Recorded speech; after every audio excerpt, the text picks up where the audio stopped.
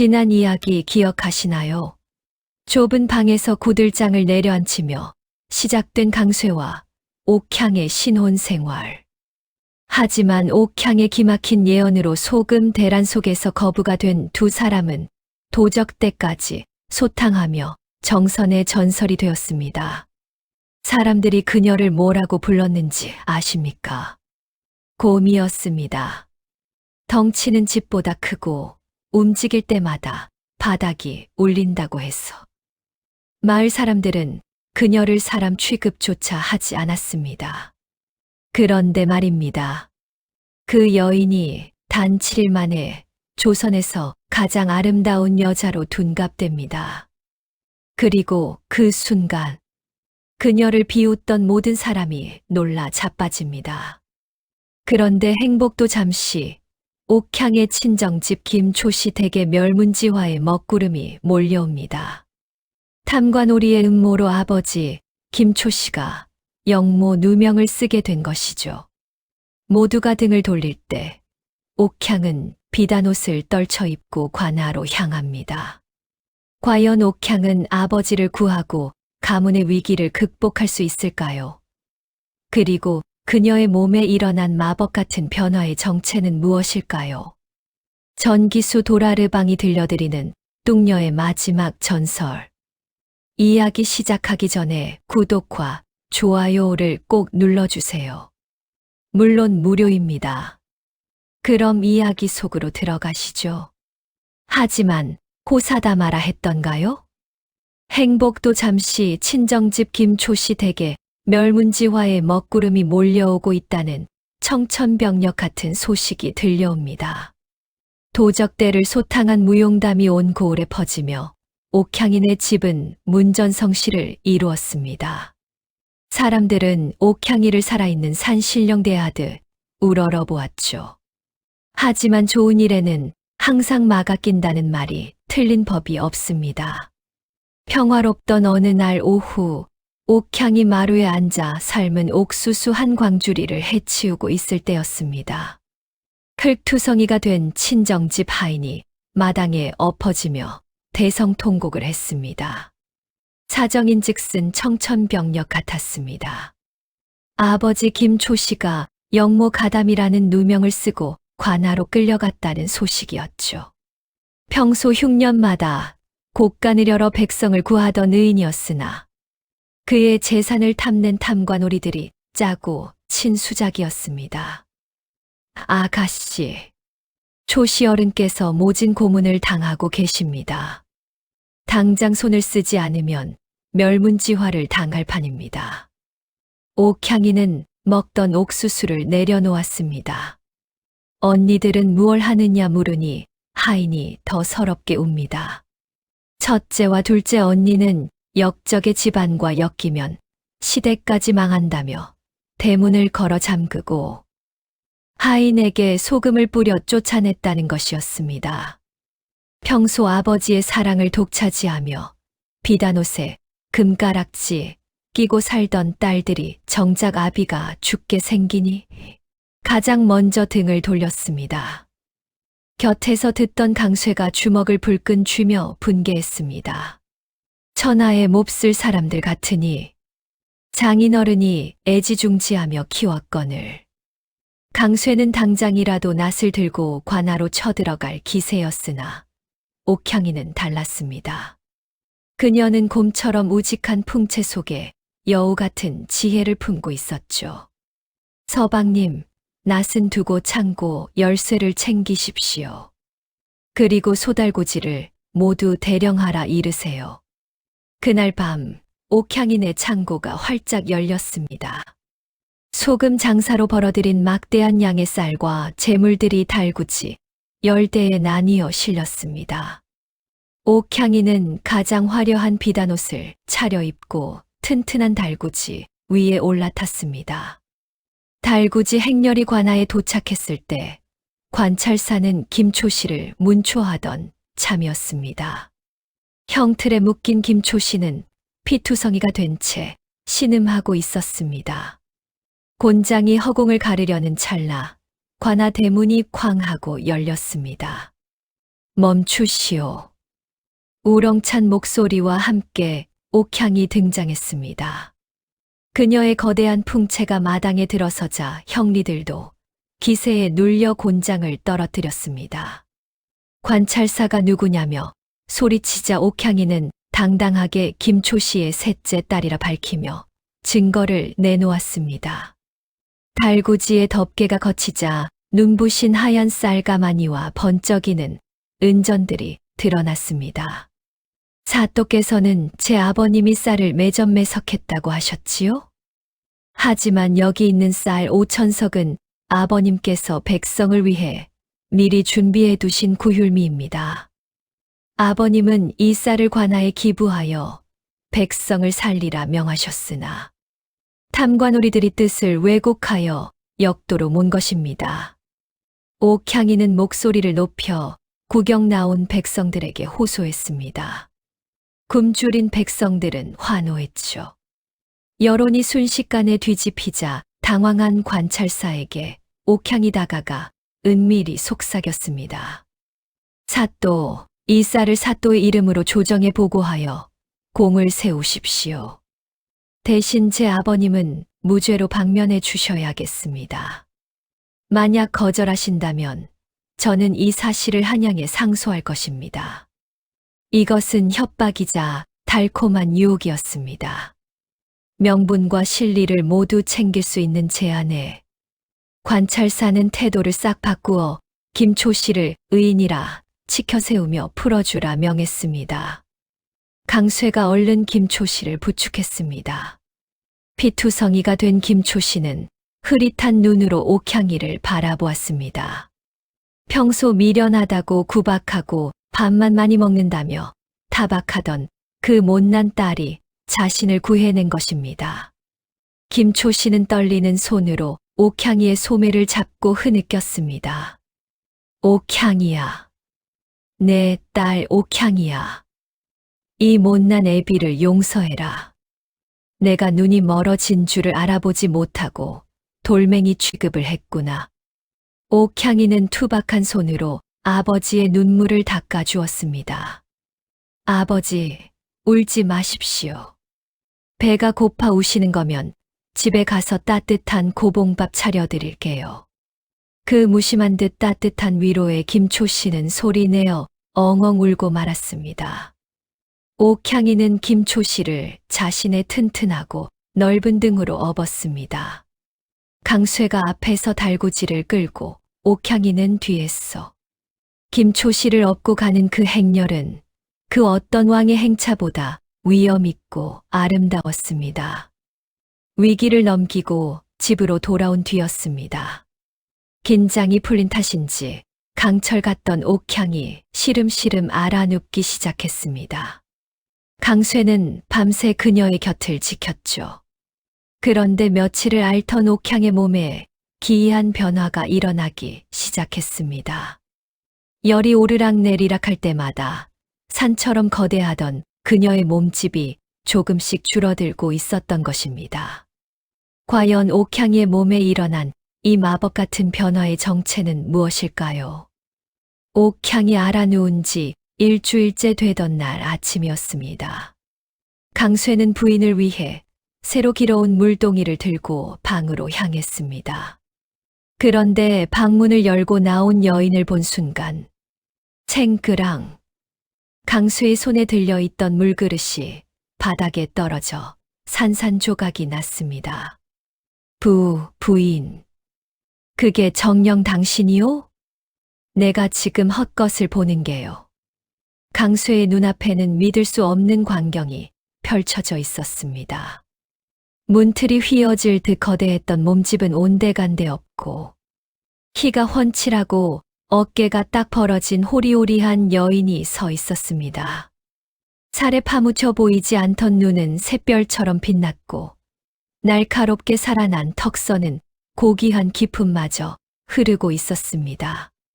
옥향이는 쑥스러운 듯 헐거워진 옷자락을 여미며 입을 열었습니다. 사실 옥향이는 태어날 때부터 가문에 닥칠 애군을 제 몸으로 막아내야 하는 팔자였습니다. 그 나쁜 기운을 누르기 위해 몸이 비대해졌던 것이죠. 하지만 이번에 아버지를 구하고 백성들에게 쌀을 풀어 큰 덕을 쌓자 그 무거운 업보가 씻은 듯이 사라진 것입니다. 강쇠는 예뻐진 아내의 모습보다 그간 홀로 견뎌왔을 옥향이의 마음고생이 가여워 눈시울을 붉혔습니다. 그는 옥향이를 꽉 껴안았습니다. 예전엔 팔이 다 닿지도 않았는데 이제는 그녀의 등이 품 안에 쏙 들어왔습니다. 부인, 당신이 다시 곰처럼 변한다 해도 내 마음은 변치 않을 것이요. 이제 그 무거운 짐을 내려놓았다니 그저 고마울 뿐이요. 소문은 발 없는 말이 되어 천리를 갔습니다. 강쇠네 뚱보 마누라가 선녀가 되었다더라. 이 소식을 듣고 가장 배가 아픈 이들은 누구였을까요? 바로 옥향이의 언니들 홍이와 은화였습니다. 흥, 뚱보가 살이 빠져봤자지. 가죽만 늘어져서 보기 흉할 게 뻔해. 심술이 가득 찬 언니들은 확인이라도 하겠다는 듯 강쇠네 집을 찾았습니다. 그러나 대문이 열리고 옥향이 걸어 나오자 언니들은 입을 떡 벌리고 말았습니다. 화려한 비단옷을 입고 당당하게 걸어 나오는 옥향의 자태는 감히 범접할 수 없는 위엄과 아름다움을 뿜어내고 있었기 때문이죠. 언니들 오셨소. 들어와서 다과라도 드시구려. 과거 자신들이 비웃던 미련한 동생은 온데간데 없고 고귀한 귀부인이 서 있자 언니들은 얼굴이 홍당무가 되어 도망치듯 돌아갔습니다. 그 뒷모습을 보며 옥향이는 쓸쓸히 웃었습니다. 외모가 변했어도 그녀의 넉넉한 마음만은 그대로였습니다. 어느 날 밤 옥향이는 강쇠에게 폭탄 선언을 합니다. 쌓인 재물을 우리끼리만 쓴다면 다시 애군이 닥칠 것이니 이 재물로 가난한 이들을 위한 의원과 서당을 세우자는 것이었습니다. 서방님, 재물은 똥거름과 같습니다. 한 곳에 모아두면 악취가 나지만 밭에 골고루 뿌리면 꽃을 피우는 법이지요. 그날부터 강쇠 부부는 바빠졌습니다. 단순히 돈을 뿌리는 게 아니라 건물을 짓고 의원을 모셔와 해민당을 세우기 시작했죠. 옥향이는 현장을 지휘하며 예전의 그 괴력을 다시 발휘했습니다. 인부 여럿이 끙끙대던 대들보를 옥향이 번쩍 들어 올리자 환호성이 터졌습니다. 와, 역시 우리 여장군님이십니다. 살은 빠졌어도 그 천하장사의 힘은 그대로였던 옥향이. 그녀가 세운 해민당은 과연 백성들에게 어떤 희망의 등불이 될까요? 그리고 이제 모든 시련이 끝났다고 생각한 순간 옥향 앞에 나타난 뜻밖의 인물들은 누구일까요? 봄바람이 살랑이며 온 세상의 생기를 불어넣던 날이었습니다. 강쇠와 옥향이의 집 앞마당은 아침부터 인산인해를 이뤘습니다. 고을 남녀노소가 모두 모인 가운데 대문 위로 큼지막한 현판 하나가 걸렸죠. 해민당. 백성에게 바다와 같은 은혜를 베푸는 집이라는 뜻입니다. 옥향이는 소매를 걷어붙이고 직접 떡과 고기를 나르며 손님들을 맞았습니다. 이제는 훤칠하고 고운 자태였으나 국자를 높이 들고 호탕하게 웃는 모습은 예전 그 복덩이 아가씨 그대로였죠. 자, 많이들 드십시오. 오늘만큼은 우리 고을에 배고픈 이가 단 한 명도 없어야 합니다. 옥향이의 외침에 백성들이 환호했습니다. 굶주린 아이들은 손 가득 떡을 쥐고 웃었고 병든 노인들은 의원의 진맥을 받으며 감격의 눈물을 흘렸습니다. 강쇠는 그 모습을 흐뭇하게 바라보며 곳간 문을 활짝 열어두었죠. 그런데 잔치 마당 한 구석, 넉마를 걸치고 얼굴에 숯검댕이 가득한 거지 일가족이 눈에 띄었습니다. 옥향이 다가가 보니 앞불사. 다름 아닌 자신의 언니들과 형부들이었습니다. 사치와 노름으로 가산을 탕진하고 빚쟁이를 피해 도망다니다 결국 이곳까지 흘러들어온 것이었죠. 아이고, 옥향아. 아니, 마님, 저희 같은 천한 것들이 감히 이곳을 더럽혔습니다. 죽을 죄를 지었습니다. 예전에 오만함은 온데간데 없고 바닥에 엎드려 밥 한 덩이만 적선해달라 애걸하는 처량한 신세였습니다. 곁에 있던 강쇠가 주먹을 꽉 쥐며 옥향이의 눈치를 살폈습니다. 지난날의 서름을 생각하면 당장 내쫓아도 시원치 않을 판이었죠. 옥향이는 잠시 그들을 내려다보더니 차가운 국밥상을 차려오게 했습니다. 그들이 개걸스럽게 그릇을 비우자 옥향이는 빗자루와 앞치마를 그들 앞에 던졌습니다. 세상에 공짜 밥은 없습니다. 사지가 멀쩡한데 빌어먹어서야 되겠습니까? 오늘부터 해민당의 부엌일과 청소는 언니들이 맡으세요. 형부들은 장작을 패고 물을 기르십시오. 일하지 않는 자는 먹지도 말라 했습니다. 그것은 옥향이만의 자비로운 복수이자 그들을 사람답게 살게 하려는 마지막 배려였습니다. 언니들은 눈물을 닦으며 고개를 끄덕였습니다. 비단옷 대신 앞치마를 두른 언니들의 땀방울이 해민당 마당을 적셨습니다. 세월은 유수와 같아 어느덧 수십 년이 흘렀습니다. 강쇠와 옥향이의 머리에도 하얀 서리가 내렸죠. 노부부가 된 두 사람은 지팡이를 짚고 뒷산 언덕에 올랐습니다. 발 아래로는 황금빛으로 물든 가을 들판과 평화로운 해민당의 풍경이 한눈에 들어왔습니다. 강쇠의 장난기 섞인 목소리로 말합니다. 부인, 기억나시오? 우리가 처음 만났던 날 말이요. 멧돼지 잡던 나무꾼 주제에 초시댁 딸을 달라고 큰 소리치던 그 뻔뻔한 모습을 말이요. 어찌 잊겠습니까? 남들은 곰이라 비웃던 저를 보고 장인어른이라 부르며 성큼성큼 다가오던 그 듬직한 뒷모습을요. 강쇠는 옥향이의 주름진 손을 꼭 잡았습니다. 부인, 내 평생 수많은 선택을 했지만 그 중에서 제일 잘한 일은 그날 당신을 선택한 것이요. 당신은 내 인생을 황금보다 찬란하게 만들어준 진짜 복덩이였소. 옥향이는 남편의 어깨에 가만히 머리를 기대었습니다. 영감, 저야말로 고맙습니다. 제 안에 숨겨진 진주를 알아봐 준 사람은 세상에 오직 당신뿐이었습니다.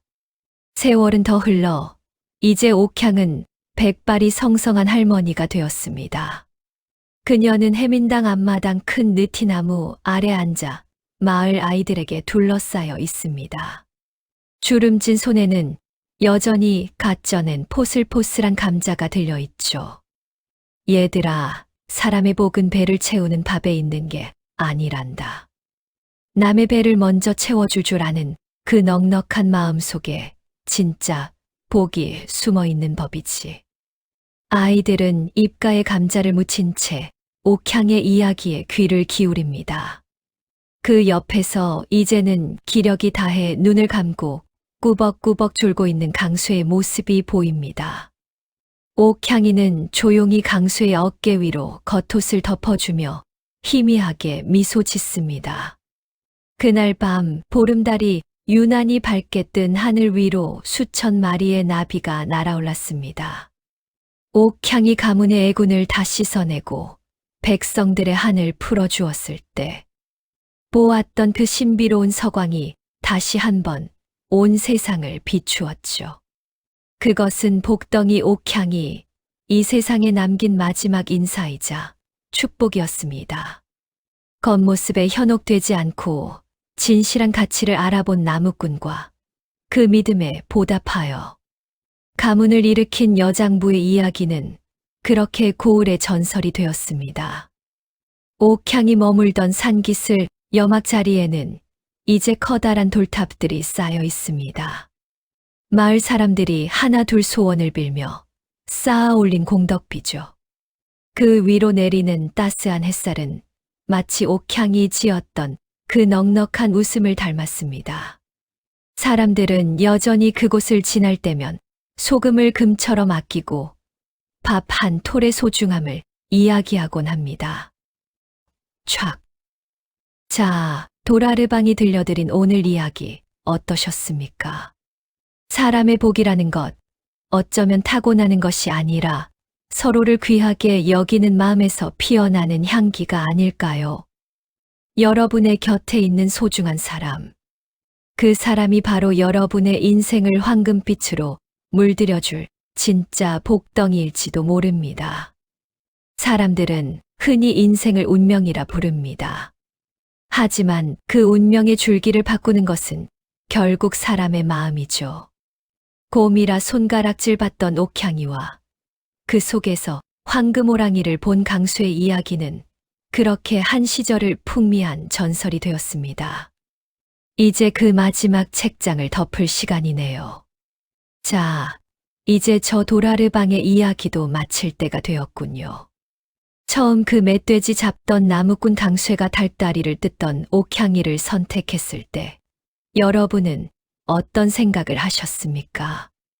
미쳤다 하셨나요? 아니면 역시 주인공이라 생각하셨나요? 사실 우리 인생도 매 순간이 선택입니다. 겉모습의 화려함에 속아 진주를 놓치고 있지는 않은지, 혹은 내 곁에 보물을 곰이라 부르며 구박하고 있지는 않은지 말입니다.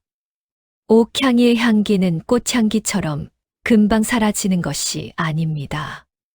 그것은 사람의 정이고 의리이며 위기 속에서 더 빛나는 지혜의 향기입니다. 여러분의 집안에도 여러분의 마음 속에도 그런 옥향의 향기가 가득하시길 진심으로 바랍니다. 촥. 오늘 이야기가 즐거우셨다면 다음 야담도 기대해 주십시오. 이 도라르방 더 흥미롭고 가슴 따뜻한 조선의 비사를 들고 다시 찾아오겠습니다. 구독, 좋아요는 사랑입니다. 잊지 말고 꼭 눌러주세요. 다음 이야기는 뚱녀의 전설 통합편으로 여러분들을 찾아뵙겠습니다. 자, 오늘 이야기는 여기까지입니다. 모두 만복 누리세요. 감사합니다.